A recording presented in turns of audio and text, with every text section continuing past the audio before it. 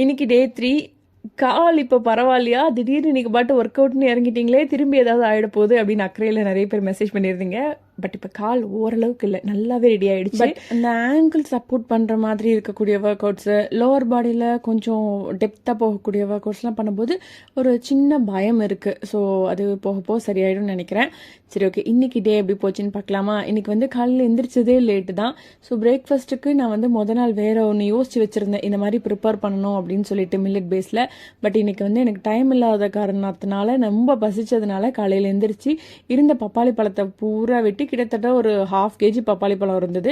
But அது ஸ்கின்லாம் போக நமக்கு ஒரு 400 கிராம் கிடைச்சிருக்கும். ஸோ அதெல்லாம் ஃபுல்லாக சாப்பிட்டு முடிச்சிட்டேன். இன்னொரு விஷயம், ஒரு சிலர் வந்து டெக்ஸ்ட் பண்ணுறீங்க, அக்கா நானும் மார்னிங் ஃப்ரூட்ஸ் எடுத்துக்கட்டுமா, நைட்டு வந்து மீல் ஸ்கிப் பண்ணிடவா, கஞ்சி குடிச்சிட்டு டேவை ஃபினிஷ் பண்ணிடலாமா அப்படின்லாம்.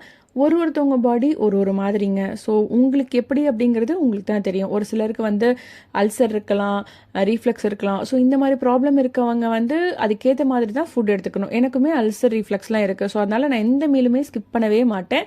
அந்த கேலரிஸை கம்மியாக எப்படி எடுத்துக்கலாம் அப்படிங்கிறதுல மட்டும்தான் கான்சென்ட்ரேட் பண்ணுவேன். சரிங்களா?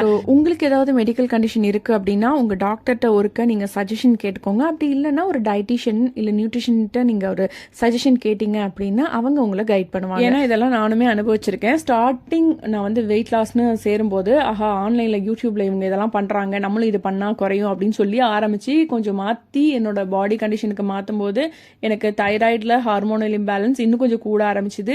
இர்ரெகுலர் பீரியட்ஸ் ஆச்சு. ஸோ அதனால நீங்கள் கொஞ்சம் உங்களுக்கு மெடிக்கல் கண்டிஷன்ஸ் இருக்குது அப்படின்னா அதுக்கேற்ற மாதிரி பார்த்து பண்ணுறது பெட்டருங்க. ஸோ அதுக்கப்புறம் இன்னைக்கு டே வரலாம். நம்ம இன்னைக்கு ஜிம்மில் பார்த்தீங்கன்னா அப்பர் பாடி லோவர் பாடி எல்லாமே சேர்ந்த மாதிரி இருந்துச்சு. பட் நல்ல ஒர்க் அவுட் இன்னைக்கும் நேத்தியுமே.